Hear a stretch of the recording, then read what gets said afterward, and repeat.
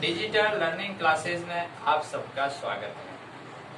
प्रिय विद्यार्थियों, आपको पिछले वीडियो में हमने वैदिक गणित के कुछ संक्रियाएं बताई थी, जिसमें आपको वर्ग संक्रिया और आज आपको भाग संक्रिया कराएंगे।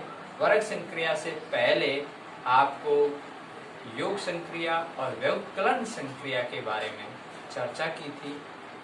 मैं आशा करता हूं आज आपको भाग संक्रिया के बारे में अच्छी तरह से समझ में आएगा। प्रिय विद्यार्थियों, ध्यान लगाकर जरूर सुने। और भाग संक्रिया में 3 विधियां हैं। पहली विधि निखलन विधि है, दूसरी विधि परावर्त्य योज्यत विधि है, तीसरी विधि आपकी जो उच्चांक विधि, उसका दूसरा नाम आपकी पाठ्य पुस्तक में ऊर्ध्वत्रव्याम के नाम से भी जाना जाता है। दवजांग विधि बहुत महत्वपूर्ण विधि है, अच्छी विधि है। अपन उसको ढंग से मनन और ध्यान से अगर उस चीज को करते हैं तो बहुत अच्छी विधि है। भाग संक्रिया के अंतर्गत सबसे पहली जो विधि है वो निकलन विधि। आइए मैं आपको भाग संक्रिया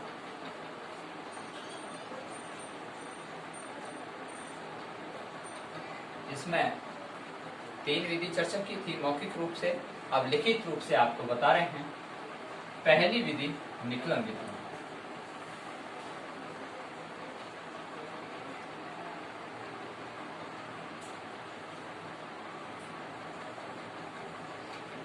दूसरी विधि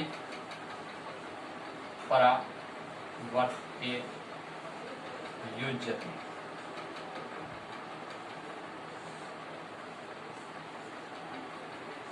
तीसरी विधि आपकी दवजांग।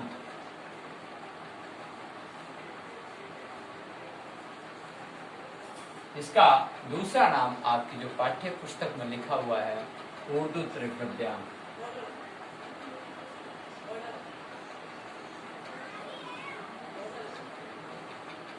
देखिए बच्चों, पहली जो विधि है वो निखलन विधि है। आपके निखलन विधि आधार उपाधार विधि से यह हल होती है। आपको अच्छे ढंग से मैंने 1-2 उदाहरण आपको बताए भी थे पिछले वीडियो में, और वैसे आप 9th क्लास में पढ़ के आए थे और उसी तरीके से अपन निम्न उदाहरणों की सहायता से समझते हैं। पहला निकलन विधि देखिए बच्चों, 1025 भाग 88। मैं सबसे पहले निकलन विधि से इसको हल कर रहा हूं। यहां देखिए, आधार उपाधार विधि है। अब आपने ये भाज्य है, ये भाजक, और इस भाजक को जब अपन आधार मैंने आपको बताया 10, 100, 1000, तो ये 88 किसके नजदीक है? 100 के नजदीक है। तो यहाँ आधार कितना लिया जाएगा? 100। अब देखिए, जब आपने आधार 100 ले लिया तो विचलन निकलना चाहिए। तो यहाँ विचलन कितना आ गया? 100 - 88 किया 12। ठीक है बच्चों, अब इसको हल करते हैं। किस तरह से हल करते हैं बच्चों? यहाँ 2 लाइन इस तरह से खींचते हैं और इन 2 लाइनों को इस तरह से काटते हैं। अब ये प्रथम भाग, द्वितीय भाग, तृतीय भाग। पहले भाग में क्या लिखा जाए, ये महत्वपूर्ण बात है।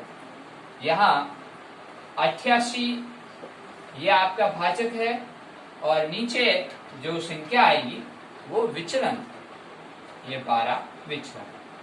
अब दूसरा भाग और तीसरा भाग, या ये कहें पहला खंड, दूसरा खंड, तीसरा खंड, अब यहाँ दूसरे खंड में और तीसरे खंड में क्या संख्या है।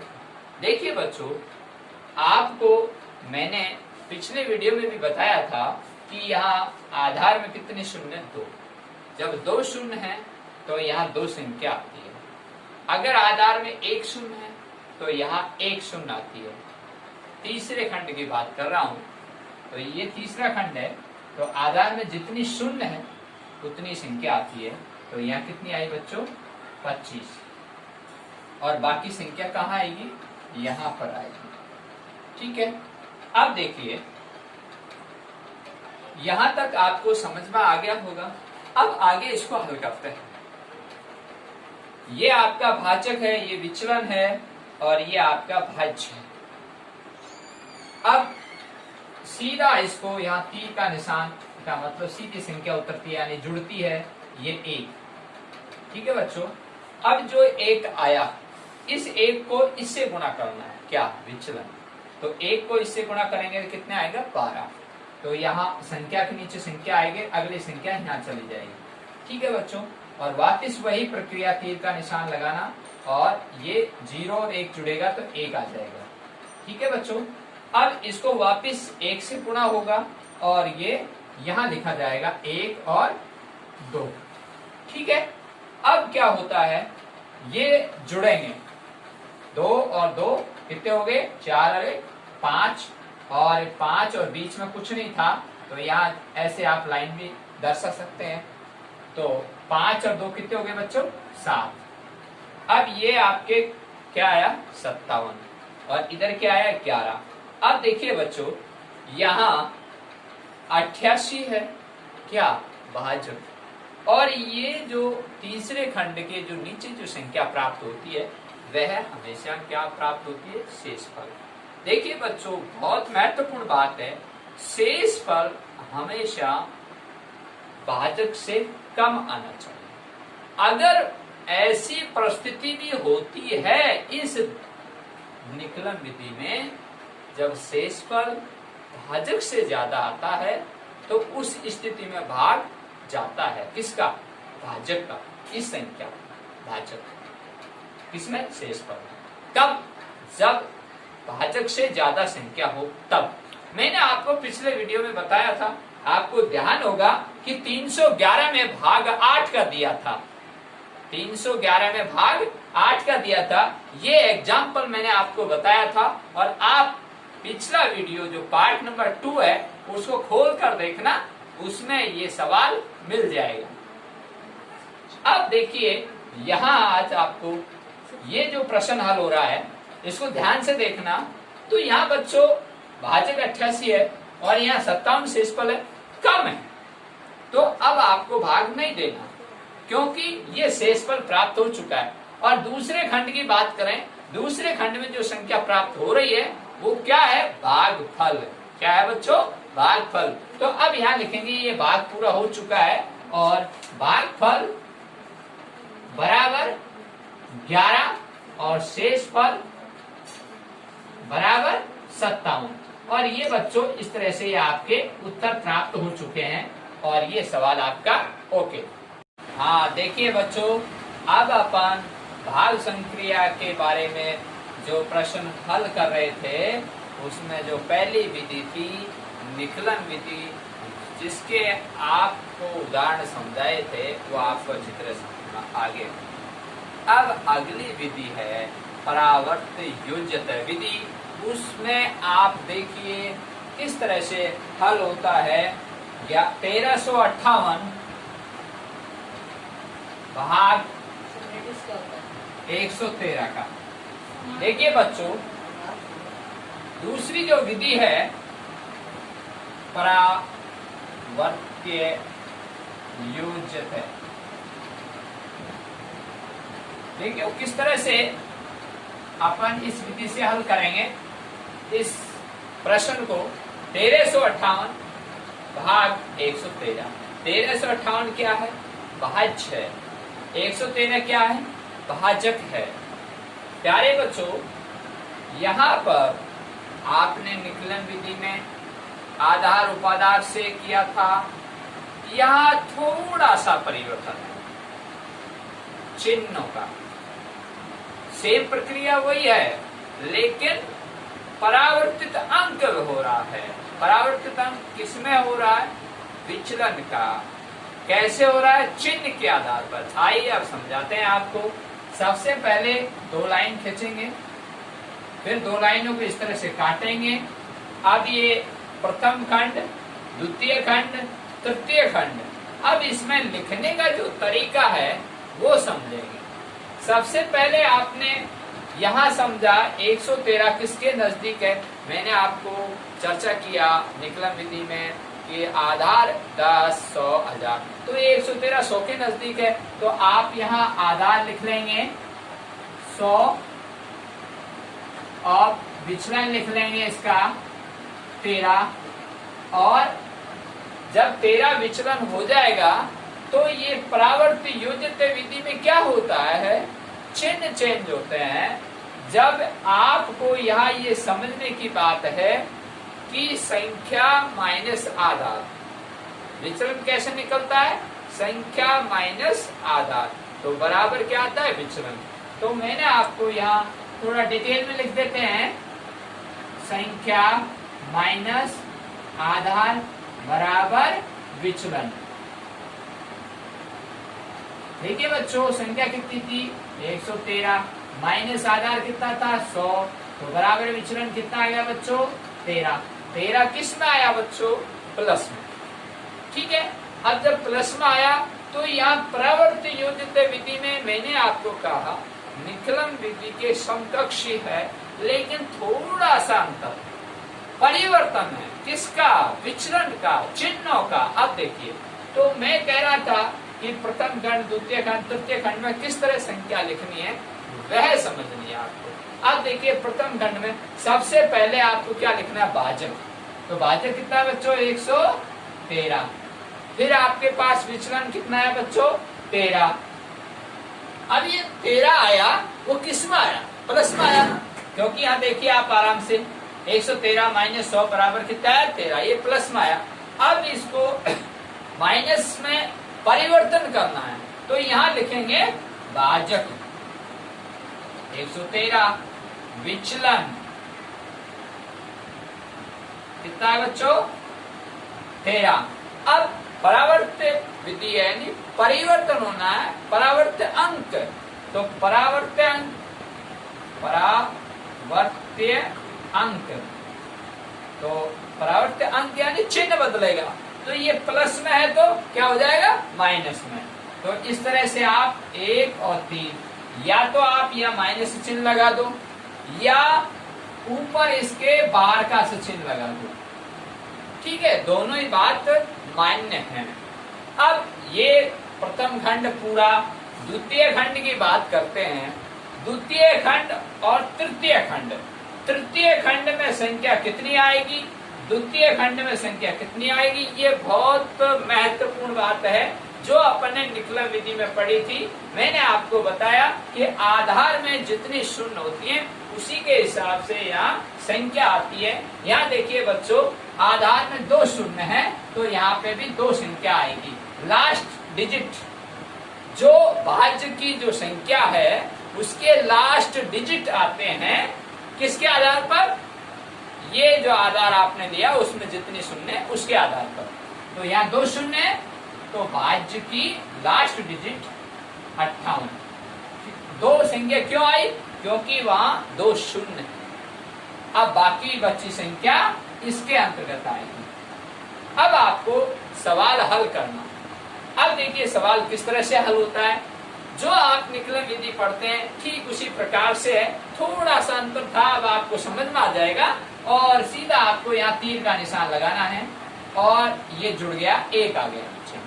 ठीक है बच्चों, ये 1 आ गया। अब 1 को आपको ये परावर्त्य अंक है इससे गुणा करना है।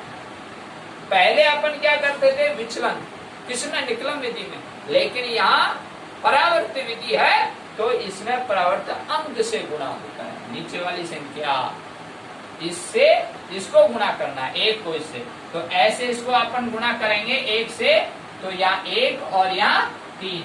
अब जल्दबाजी में अपने से गलती होती है क्या क्योंकि यहाँ चिन्ह किसका लगा हुआ था, माइनस का, तो ऊपर यहाँ माइनस का चिन्ह आ जाएगा। या तो आप यहाँ लगा दो या यहाँ लगा दो, एक ही बात है, ठीक है। तो मेरे हिसाब से तो थोड़ा ठीक यहाँ रहता है, इसके यहाँ लगा दे तो अपने को जानकारी रहती है, क्योंकि अपन हिंदी मीडियम के बच्चे हैं, शुरू से अपन इस तरह से माइनस का चिन्ह लगा के आते हैं, और अपन जब और आगे बढ़ते हैं और आगे क्लासों में पढ़ते हैं तो वहाँ बाहर का चिन्ह भी आपने पढ़ा होगा, तो इस तरह से ये चिन्ह ज्यादातर अपने को ध्यान रहता है।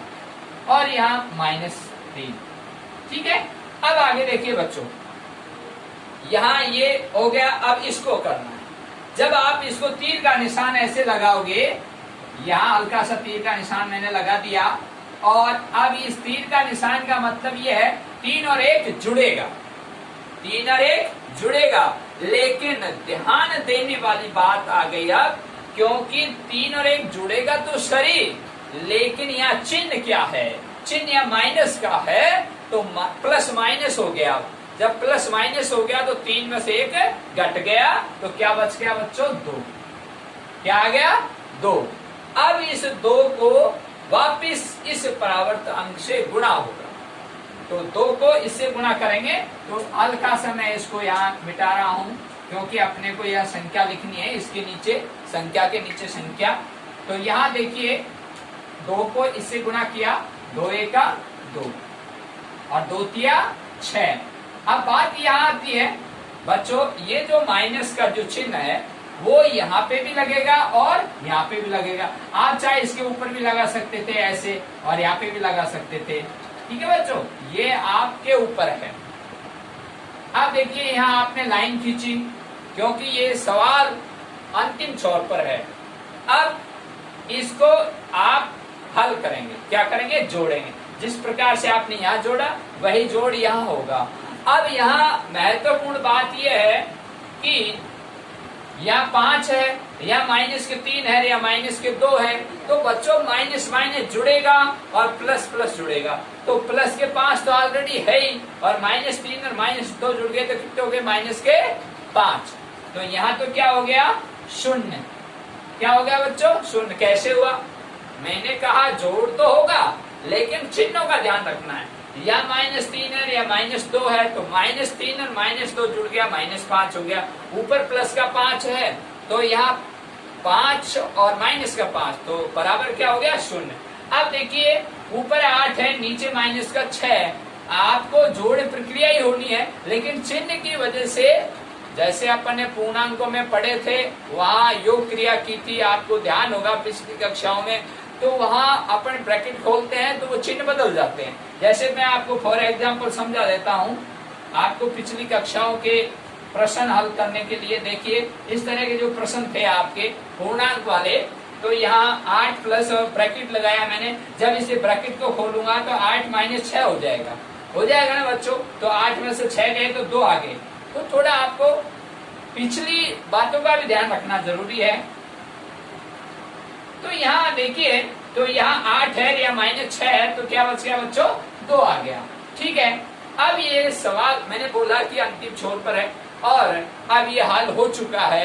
अब देखिए यहाँ जो 12 इस द्वितीय खंड में आया, और ये तृतीय खंड में। बच्चों ये बहुत इंपॉर्टेंट बात है कि जब तृतीय खंड में जो संख्या आती है वह हमेशा शेषफल होती है, लेकिन शेषफल हमेशा भाजक से कम आना चाहिए।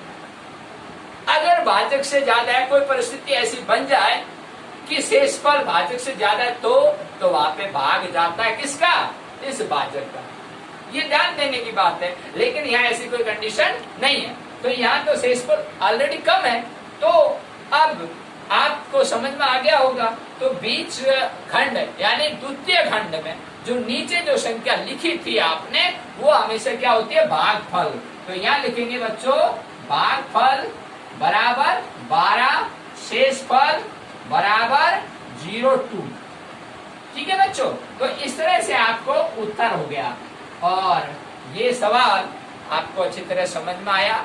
ये ध्रुवचांद की विधि से अपन जो भाग संक्रिया कर रहे थे, पहली जो विधि थी वो निकलन विधि थी, दूसरी विधि थी परावर्त विधि, तीसरी विधि है ध्रुवचांद विधि। इसके आधार पर अपन एग्जाम्पल हल करते हैं और बहुत अच्छी विधि है ये। देखो इसको अच्छी तरह से आप समझना, मैं आपको समझाने की कोशिश करूंगा। 23,754 भाग 74 यानी 74। बच्चों ये एग्जाम्पल है आपका 23,754 में भाग 74 का देना है। ये आपका क्या है, भाज्य, और ये भाजक। अब बात आती है दवजांग विधि की। आपकी पाठ्य पुस्तक में इसका नाम दूसरा भी लिखा हुआ है, उर्दू त्रियक या उर्दू त्रियगव्या। देखिए दवजांग विधि बहुत अच्छी विधि है और इसको आप अच्छी तरह समझेंगे तो आपको समझ में आएगी। एकदम सरल विधि है। अब करना कैसे है, ये बहुत महत्वपूर्ण बात है इसमें। सबसे पहले आपको यहाँ हल लिखा आपने और 2 लाइन खींची और ऐसे इसको काटा। ये तो आपने निक्रम विधि में भी देखा, परावर्त विधि में भी देखा और दवजांग विधि में भी देखा, ये का ये तरीका है, ठीक है। लेकिन दवजांग विधि में थोड़ा सा परिवर्तन है। अब वो परिवर्तन क्या है उसकी चर्चा करते हैं। देखिए बच्चों, पहला खंड, द्वितीय खंड और तृतीय खंड, 3 खंड है। तीनों खंडों में संख्या लिखनी है और तभी आपकी इस विधि से ये भाग होगा। अब लिखना कैसे है ये आप सुने। यहाँ बच्चों ये 74 लिखा हुआ है, ये आपका भाजक है और यहाँ मैं लिखूंगा तो दवजांक, तो दवजांक और मुख्यांक इसमें 2 होते हैं। एक तो दवजांक होता है, एक मुख्यांक होता है। तो ये जो दवजांक होता है एक तरह से घात होती है और मुख्यांक एक तरह से आधार होता है।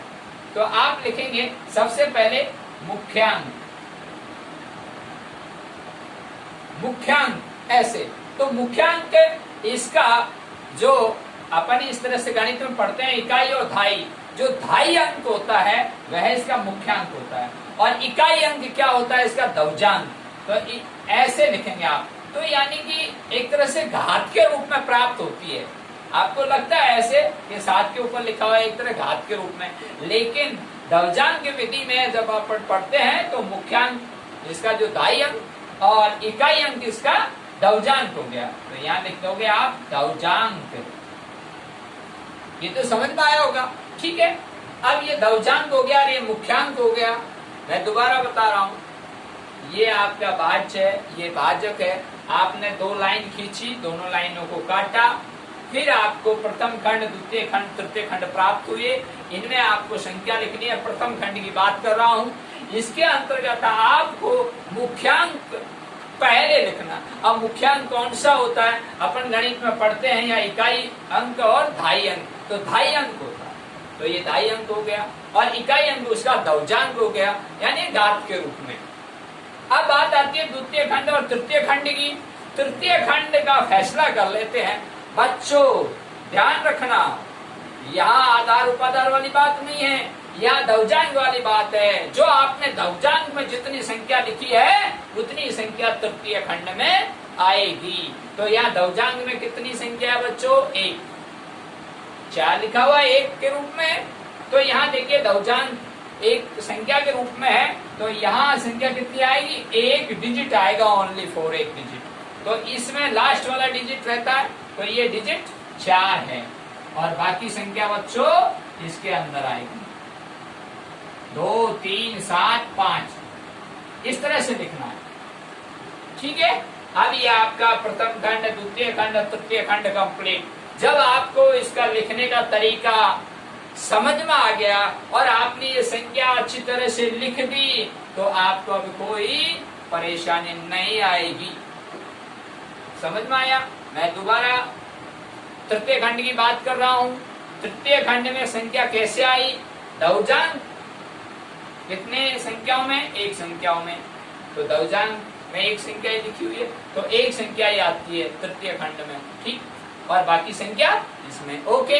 अब हल करने की प्रक्रिया समझेंगे। अब हल कैसे होता है बच्चों, ये बहुत इंपॉर्टेंट है, ध्यान लगा के सुनना। मैं आपको अच्छी तरह समझाने की कोशिश करूंगा, ये मेरी पूर्ण विश्वास है। यहाँ मुख्य अंक 60 का भाग पहले 2 में देते हैं, जाता है नहीं। अब 2 के साथ में क्या 3, अब हो गया 23। 7 का भाग 23 में देते हैं, कितनी बार गया बच्चों, 3 बार। तो यहाँ लिखेंगे 7 तिया 23, सॉरी 7 तिया 21। 23 में भाग आपने 7 के दिया तो 7 तिया कितने हो गए बच्चों, 21। अब देखिए कुछ आप यहाँ इधर लिखेंगे संकेत के रूप में, कॉपी में लिखना जरूरी है, एग्जाम के अंदर ये ऐसे सवाल पूछे जाते हैं बोर्ड एग्जाम में, तो आपको यहाँ संकेत लिखना है। और फर्स्ट नंबर क्या लिखना है बच्चों, 23 में भाग दिया 7 का, इस तरह से, तो यहाँ कितनी बार गया, 3 बार। वो तो यहाँ आता है नीचे, जैसे आप लाइन खींचते हो इसके नीचे आता है, ठीक है। अब यहाँ जब आपने 23 में भाग दिया 7 का, कितनी बार गया, 3 बार, तो 23 माइनस 21, तो शेषफल क्या है बच्चों, यहाँ लिखोगे शेषफल बराबर क्या है बच्चों, 2। जो शेषफल आता है, देखिए दोबारा सुन लो, 7 का भाग 23 में दिया, 7 तिया 21, 23 में से 21 घटाए कितने आए बच्चों, 2, और 2 ये शेषफल है। अब ये जो शेषफल है, ये बहुत इंपॉर्टेंट बात है, ये जो शेषफल है वो शेषफल, ये डिजिट तो पूर्ण हो चुके हैं, अगला डिजिट है 7, और ये 7 के ठीक आगे लगाना है नीचे की तरफ, ये 2 यहाँ आएगा, ये शेषफल, और ये यहाँ 2 लगते ही आगे ये नई संख्या बन जाती है। तो अब आप यहाँ लिखोगे सेकंड नंबर, नया भाज्य, नई संख्या मीन्स नया भाज्य, बराबर कितना हो गया बच्चों, 27। कितना हो गया, 27, समझ में आया, क्योंकि यहाँ शेषफल कितना बचा था, 2, और 2 कहाँ लग गया, संख्या के ठीक आगे। कौन सी संख्या, जिसमें आपने भाग दिया वो नहीं, जो बच रही है उसके आगे। भाग किसमें दिया, 23 में, ये तो पूर्ण हो चुकी, अब आगे संख्या बच रही है 7 और 5, तो 7 और 5 तो उससे पहले लगती है, तो पहले लगाइए ना। तो अब ये नया भाज्य हो गया 27, और अब आपको ये दवजान वाली बात अब आप समझ में आएगी, क्योंकि 27 जब नया भाज्य आ गया तो अब आगे यहाँ लिखते हैं संशोधित भाज्य, संशोधित भाज्य। अब ये संशोधित भाज्य कैसे होता है, ये 27 है, अब ये 4 गुणा 3 करेंगे आप, ठीक है, तो 27 माइनस 4 गुणा 3, तो बराबर कितना है बच्चों, 4 तिया 12, 27 में से 12 गए, कितने बचे, 15। बहुत अच्छा, कितने बचे बच्चों, 15। अब ये जो 15 बचे, मैं इसकी बात कर रहा हूँ, नया भाज्य आया 27, इसको संशोधित किया किससे, दवजांग से, जो आपका भागफल आया उससे गुणा करके, 4 तिया 12, 27 में से 12 गए, 15 बचे। अब ये 15 में अब क्या करना है, अब मुख्यांक का भाग देना। 15 में मुख्यांक का भाग, मुख्यांक कितना है, 7, 7 का भाग किसमें देना है, 15 में। तो अब 15 में आप भाग दे रहे हैं कितने का, 7 का, तो 7 दूनी 14, तो कितनी बार गया, 2 बार, 7 दूनी 14। तो आप ऐसे लिख सकते हैं 15 भाग 7, और यहाँ शेषफल कितना है बच्चों, 1, कितना है, 1 आया ना, 7 दूनी 14, 15 में 14 गए 1, तो 1 शेषफल आया, वो ठीक कहाँ लगेगा, इसके आगे, 5 के आगे, क्योंकि 7 वाला डिजिट पूरा हो गया, ये अब 5 वाला बचा था, और यहाँ शेषफल आया था, तो आपने ठीक 5 के आगे लगाया ना, समझ में आ रही है, ठीक। अब आगे यहाँ लिखोगे तीसरा पॉइंट, नया भाज्य, ये शेषफल यहाँ बचा हुआ था, इसको आपने यहाँ लगाया, और नया भाज्य प्राप्त हो गया 15, ठीक है बच्चों। अब आप संशोधित भाज्य लिखोगे, क्योंकि आपने ऊपर प्रक्रिया की हुई है, नया भाज्य फिर संशोधित भाज्य। अब संशोधित भाज्य कैसे करना है, क्योंकि 15 है और ये दवजांग गुणा भागफल, तो ये 15 माइनस दवजांग 4 और गुणा भागफल 2। ठीक है, अब देखो बच्चों 15 माइनस 4 गुणा 2, तो 4 गुणा 2 पहले गुणा होगा, 4 2 नहीं 8, 15 में से 8 गए, कितने बचे बच्चों 7, कितने बचे 7, राइट। अब देखिए अब ये 7 आए, ठीक, आपने इसी प्रकार से 15 है जो 7 का भाग दिया था, तो अब यहाँ वही मुख्यांक का भाग लगेगा, मुख्यांक का वही 7 है ना, तो 7 में 7 का भाग देना है। कितनी बार गया बच्चों, एक बार, तो यहाँ 1 आएगा, ये क्या है भागफल है। अब देखिए यहाँ आपको समझ में आया होगा, मुख्यांक का 7 में भाग दिया, एक बार गया, ठीक है, जो आपने संशोधित भाज्य किया 7 आया, मुख्यांक का भाग दिया 7 में 7 का, तो 1 आया। अब आपको अब देखिए शेषफल इस तरह से मैं लिख देता हूं, 7 का भाग 7 में दिया और यहाँ शेषफल लिख देता हूं,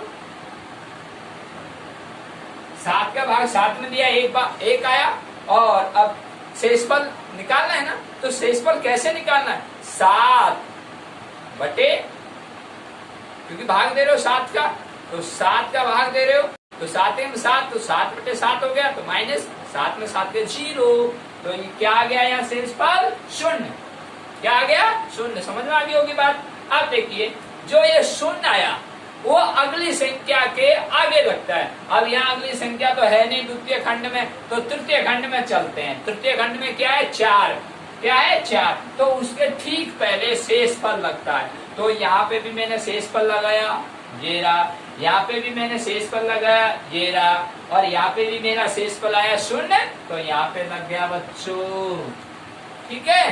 तो यहाँ अब क्या आ गया आपका नया भाज्य, चौथा स्टेप।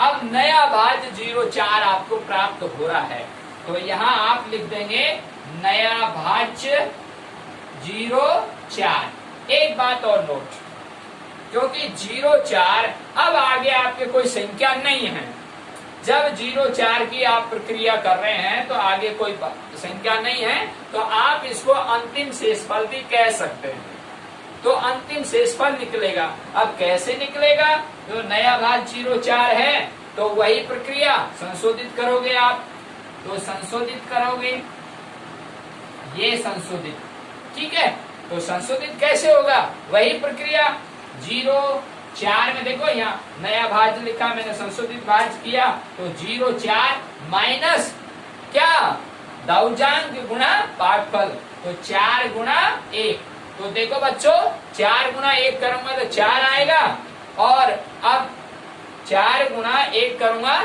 तो 4 आएगा।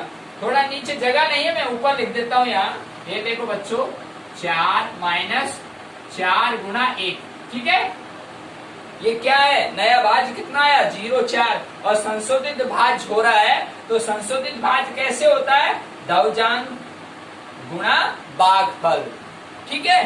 तो यहाँ देखिए नया भाज्य कितना था 0,4, संशोधित भाज्य कर रहा हूं, तो नया भाज्य 0,4 माइनस दवजांग गुणा भागफल, तो दवजांग 4 गुणा भागफल, 4 गुणा 1, तो 0,4 माइनस 4, तो 0,4 में 4 गया, तो आगे संख्या में 0 का कोई महत्व नहीं होता है, तो कहने का मतलब 4 में से 4 गया तो 0 आया, क्या आया गया 0, तो यहाँ आपका क्या प्राप्त हो गया 0। अब यहाँ भाग देने की कोई आवश्यकता नहीं है, क्योंकि आगे भाग देते हैं तो आपको कोई संख्या नहीं है, और वैसे भी आप 7 का मुख्यांक का भाग 0 में देते हो तो 0 आता है, वो भी आप जानते हैं। लेकिन यहाँ आप मैंने कहा था कि आप इसको अंतिम शेषफल के चरण में ले जा सकते हैं, अंतिम शेषफल के चरण में आप ले जा सकते हैं सवाल को, क्योंकि आगे संख्या नहीं है, तो आप इसको ये भी कह सकते हैं कि अंतिम शेषफल इसी तरह से निकलेगा, क्योंकि नया भाज्य 0,4 है, संशोधित किया उसको 0,4 माइनस दवजांग गुणा भागफल, तो यहाँ भागफल 1 आया था। अब आपको समझ में आ गया होगा, यहाँ जो आपको जो संख्या मिल रही है शून्य आई, जैसे यहाँ संख्या मिल रही थी 7, 7 का भाग दिया तो मुख्यांक का 7 है, शून्य में भाग 7 का दिया तो शून्य आएगा। इसी संख्या का भाग शून्य में देते हैं, शून्य आता है। अब देखिए बच्चों इसका उत्तर कैसे लिखते हैं, या लिखोगे भागफल बराबर 321 और शेषफल बराबर 0। ये आपका पूरा सवाल एकदम ओके। हाँ आगे बढ़ते हैं बच्चों। अब आपको भाग संक्रिया के तीनों विधि मैंने आपको हल करा दी, निकलम विधि, परावर्त्य युज्यते विधि और दवजांग विधि, जो आपके किताब में उर्दू त्रियक या उर्दू त्रियक व्यायाम के नाम से भी जानी जाती है। तो यहाँ उर्दू का मतलब ऊपर नीचे, त्रियक माने तिरछा गुणा, तो इसलिए दवजांग विधि आपको मैंने बहुत ही संकेतों के माध्यम से और धीरे धीरे आपको सरल भाषा में समझाने की कोशिश की, और आप ऐसा उदाहरण और करें तो आपको जल्दी समझ में आएगा। अब अपन आगे बढ़ते हैं। अब देखिए शून्यम साम्य समुच्चय, शून्यम साम्य समुच्चय ये क्या होता है बच्चों, समुच्चय परस्पर समान होने पर, क्या शून्य समुच्चय के परस्पर समान शून्य होने पर। अब देखिए किस तरह से शून्य समान प्राप्त होता है। आइए कुछ एग्जाम्पल लेते हैं। यहाँ पहला उदाहरण, शून्यम साम्य समुच्चय पर आधारित प्रश्न बोर्ड परीक्षा माध्यमिक शिक्षा बोर्ड में पूछे जाते हैं। अब देखिए पहला सवाल किस तरह से आता है। मैं यहाँ फॉर एग्जाम्पल देता हूँ, 12x प्लस 3x बराबर 4x प्लस 5x मान होने पर शून्य प्राप्त होता है, उसको ही हम शून्य साम्य समुच्चय कहते हैं। कि यानी समुच्चय समान होने पर शून्य प्राप्त होता है। अब यहाँ बीजगणित के आधार पर है, या 12x 3x 4x और 5x। यहाँ एक फार्मूला है x बराबर 0, x बराबर 0। अब देखिए बच्चों इसमें x, इसमें भी x, इसमें भी x, इसमें भी x, तो ये x क्या हो गया, उपनिष्ठ गुणनखंड। तो यहाँ x कॉमन हो रहा है, तो यहाँ x बराबर 0, तो ये क्या कहता है, शून्यम साम्य समुच्चय। और दूसरा उदाहरण लेते हैं जिससे अपन को अच्छी तरह समझ में आ जाए। अगला 2x प्लस 1 बराबर 7x प्लस 1। ठीक है बच्चों। अब देखिए इसको सरल करना है किस विधि से, शून्यम साम्य समुच्चय विधि से। यानी शून्यम साम्य समुच्चय, समुच्चय परस्पर समान होने पर शून्य होता है। अब x प्लस 1 है, इसमें भी x प्लस 1 है, तो मैंने आपको यहाँ समझाया था कि 12x plus 3x 4x plus 5x। ठीक है बच्चों। अब या इस तरह से भी अपन कर सकते हैं कि इसमें उपनिष्ठ अपन ने x लिया और इसमें भी उसी आधार पर x प्लस 1, तो इसमें x प्लस 1 है, तो इसका भी उपनिष्ठ आ गया x प्लस 1, और अपन इस फॉर्मूले से कर रहे हैं x बराबर 0 से, तो x प्लस 1 बराबर 0। तो अब इसको हम हल करेंगे तो ये पक्षांतरण होगा, तो यहाँ लिखेंगे पक्षांतरण करने पर, तो यहाँ x बराबर 0 माइनस 1, तो इधर अपन पक्षांतरण करेंगे, प्लस का इधर जाएगा तो माइनस हो जाएगा, तो 0 में से -1 गया तो क्या प्राप्त हुआ, x बराबर -1। ये बहुत इंपॉर्टेंट बात है। यहाँ चिन्ह किसका है, बड़ी संख्या किसकी है, वही चिन्ह आता है, तो यह -1, तो यहाँ x बराबर -1 आया और इसका आंसर -1 है। ठीक। अगला सवाल तीसरा, यहाँ x प्लस 3 कोष्टक प्लस 2x प्लस 5 कोष्टक प्लस 4 बराबर 2x प्लस 6। इसको सरल करना है। यहां देखिए ये सवाल मैं इसको हल करूंगा, ये प्लस 4 है, इसको खोलूंगा तो 2x प्लस ये इसमें जुड़ जाएगा। देखिए x plus 3 plus 2x plus और ये 9 बराबर 2, ये कोष्टक है बच्चों, ये गुणा होगा तो 2 गुणा इससे करूंगा तो 2x प्लस 12। अब देखिए बच्चों इसकी बात, तो यहाँ 2x है, यहाँ x है, तो ये जुड़ गए तो यहाँ हो गया 3x और प्लस या 3 है या 9 है, ये कितने हो गए बच्चों 12, तो 2x प्लस 12। अब देखिए बच्चों यहाँ 3x प्लस 12 है या 2x प्लस 12 है, तो इसमें स्वतंत्र अचर पद है, स्वतंत्र अचर पद है, 12 कॉमन आ रहा है। तो यहाँ जब 12 कॉमन आ रहा है तो अब हम कह सकते हैं स्वतंत्र पद है 12, तो यहाँ x बराबर 0 हो गया। तो यहाँ मैं लिख देता हूँ, नीचे जगह नहीं है तो x बराबर 0। जैसे यहाँ कॉमन आ रहा था x, ठीक इसी प्रकार से यहाँ पर x प्लस 3 प्लस 2x इसको आपने हल किया तो 3x प्लस 12, इधर 2x प्लस 12, तो इसमें स्वतंत्र अचर पद है 12, तो यहाँ कॉमन हो रहा है तो यहाँ x बराबर 0। तो आपको समझ में आया कि शून्य साम्य समुच्चय के आधार पर प्रश्न अपन हल कर रहे हैं। कुछ और एग्जाम्पल लेते हैं, देखिए आगे। ये बच्चों मैंने उदाहरण लिख दिया है, शून्य साम्य समुच्चय वाला अपना प्रश्न चल रहा था कि समुच्चय परस्पर समान होने पर शून्य होता है, और यहाँ पर देखिए समुच्चय समान होने पर शून्य किस प्रकार से प्राप्त हो रहा है। ये मैंने उदाहरण लिखा, आपने 2-3 उदाहरण अभी देखे थे, अभी इसको भी देखना। 1/x प्लस a है प्लस 1/x प्लस b है बराबर 0, और इसको सरल करना है। ठीक है बच्चों, अब इसको सरल कैसे करना है, आइए। तो यहाँ शून्य साम्य समुच्चय द्वारा हल करना है, तो इसमें कौन सा हर है और कौन सा अंश है, तो अंश ऊपर होता है हर नीचे होता है, अंश ऊपर होता है हर नीचे होता है। तो यहाँ लिखेंगे दोनों में अंश समान होने पर, समान हो गए, ये देखो 1 और 1 दोनों अंश समान हो गए। अब जब दोनों के अंश समान हो गए तो हम शून्य साम्य समुच्चय द्वारा हल करेंगे। तो यहाँ x प्लस a, बीच में प्लस का चिन्ह, और x प्लस b बराबर 0।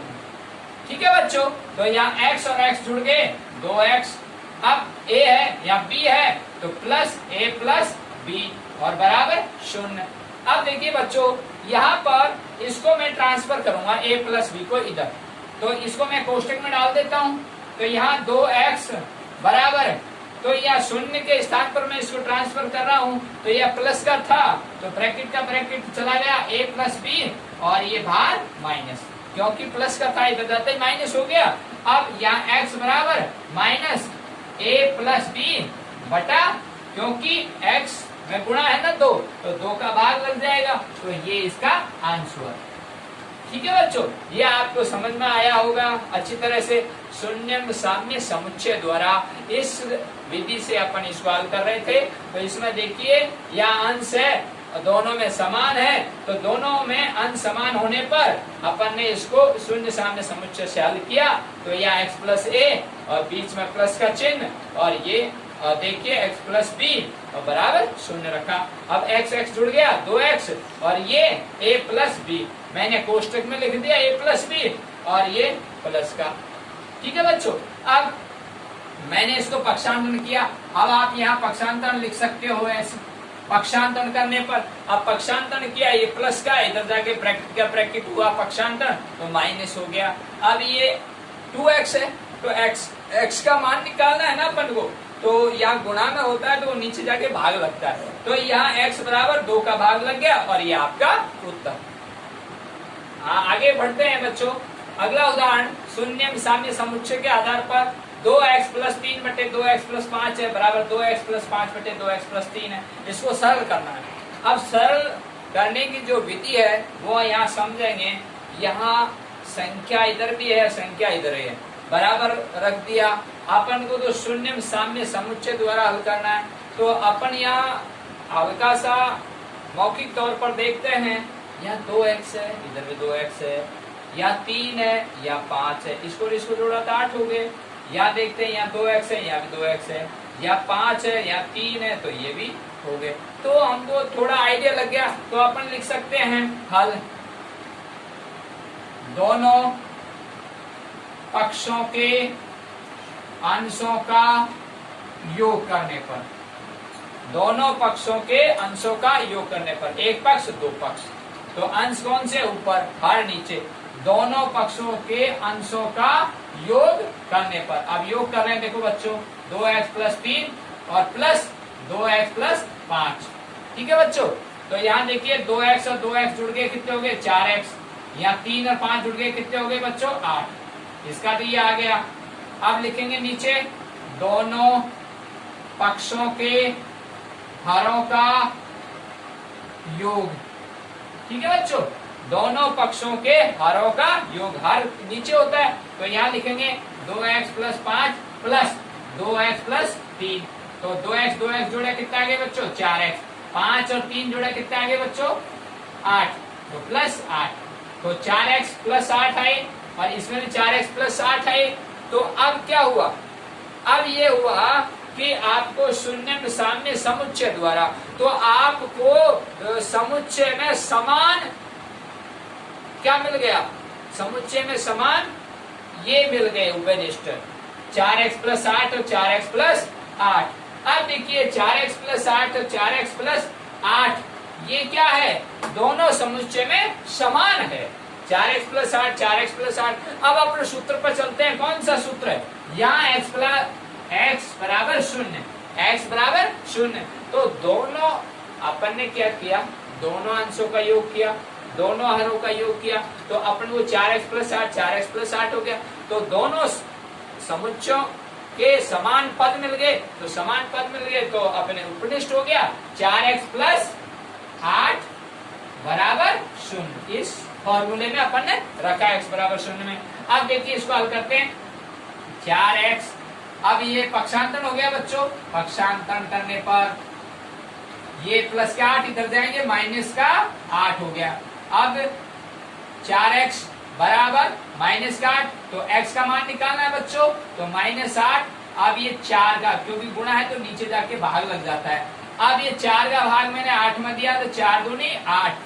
अब बच्चों यहाँ माइनस का चिन्ह लगा हुआ है, ये बहुत महत्वपूर्ण बात है, इस चिन्ह को मत भूलना, क्योंकि जो चिन्ह होता है वो लाल लाल रहता है, यानी चिन्ह जब ही करता है जब नीचे चिन्ह होता है। अगर नीचे चिन्ह नहीं है, अगर नीचे चिन्ह नहीं है तो उत्तर में भी चिन्ह आएगा।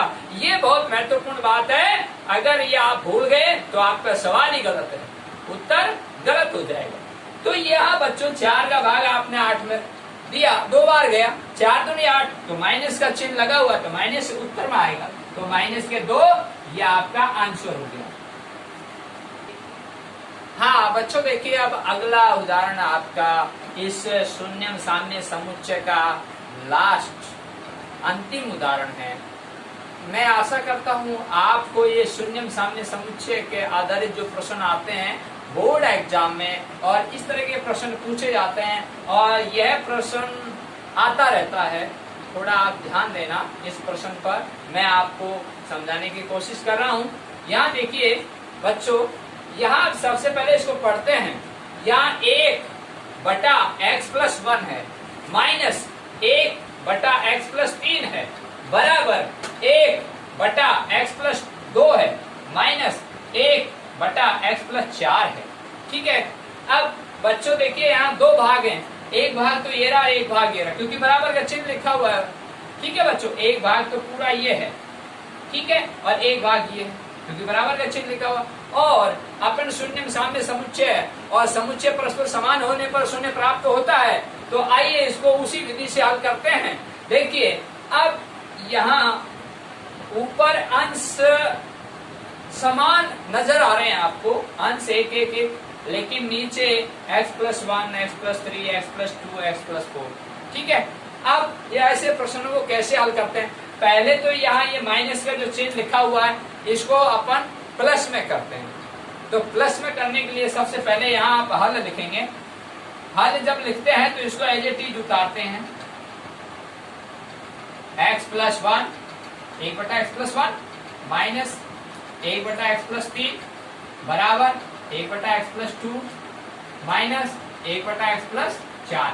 इस तरह से अपन बोर्ड एग्जाम की जब कॉपी होती है तो ये प्रश्न है और आपको इस तरह से लिखना है हल, और ऐसे कैसे प्रश्न को लिख दिया बच्चों।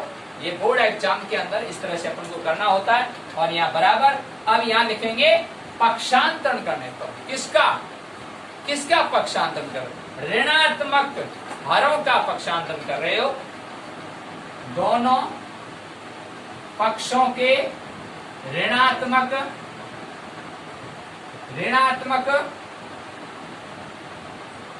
पदों का पक्षांतरण करने पर।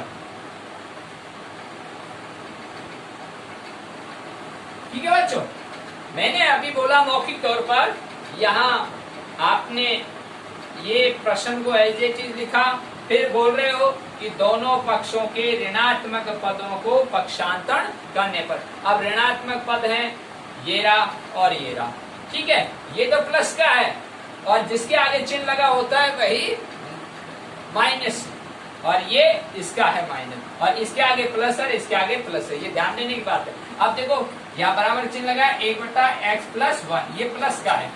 तो दोनों पक्षों के ऋणात्मक पदों का पक्षांतरण कर रहे हैं, तो इधर वाले को इधर लाऊंगा, इधर वाले को इधर भेजूंगा, तो माइनस इधर आएगा तो प्लस हो जाएगा, और माइनस का इधर वाला उधर जाएगा तो प्लस हो जाएगा। अब देखो यहाँ 1/x+1 है, तो इधर माइनस का 1/x+4 है, तो इधर आया तो प्लस का 1/x+4 और बराबर।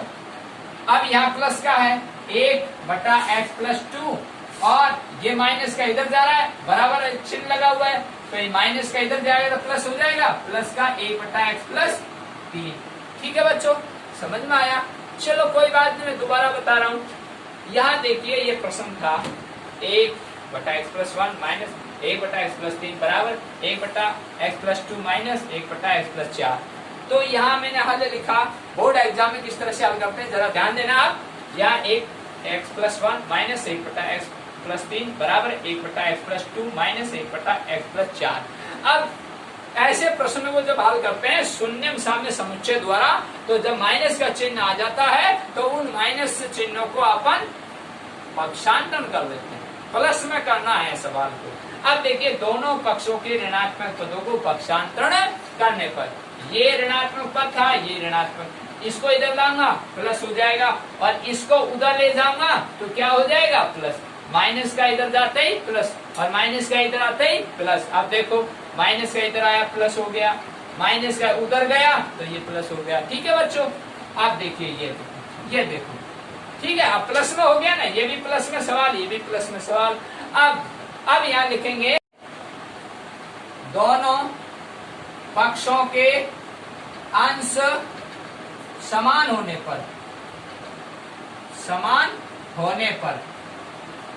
ठीक है बच्चों, दोनों पक्षों के अंश समान होने, यहाँ अंश एक है, यहाँ भी एक है, यहाँ भी एक है, यहाँ भी एक है। तो जब दोनों पक्षों के अंश समान हैं तो अपन क्या करेंगे, दोनों हारों का योग करने पर। दोनों हारों का योग कर रहे हैं x+1 और प्लस x+4 और बराबर यहाँ x+2 और प्लस x+3। देखो बच्चों ध्यान से देना, यहाँ x और x जुड़ गया, कितने हो गए 2x, और यहाँ 1 और 4 जुड़ गया, कितना हो गया 5, और ये बराबर यहाँ x और यहाँ x ये जुड़ गया 2x हो गया, यहाँ 2 और 3 जुड़ गया, कितना आ गया 5, तो 2x+5 और 2x+5 आया कि नहीं आया। ठीक है, तो यहाँ दोनों पक्षों के अंश समान होने पर हमने क्या किया, हरों का योग किया। तो यहाँ x+1 x+4 x+2 x+3, तो x जुड़ गया 2x, 1 और 4 जुड़ गया 5, x जुड़ गया 2x और 2 और 3 जुड़ गया 5, तो 2x+5 और 2x+5। अब वही बात आ गई ना शून्यम साम्य समुच्चय द्वारा। तो आपका जो फॉर्मूला है x बराबर 0, तो यहाँ उभयनिष्ठ आपको समान समुच्चय प्राप्त हो रहा है, समान समुच्चय प्राप्त हो रहा है 2x प्लस 5, 2x प्लस 5, तो उभयनिष्ठ हो गया। तो मेरे थोड़ी जगह नहीं है, ऊपर लिख देता हूं यहाँ पर,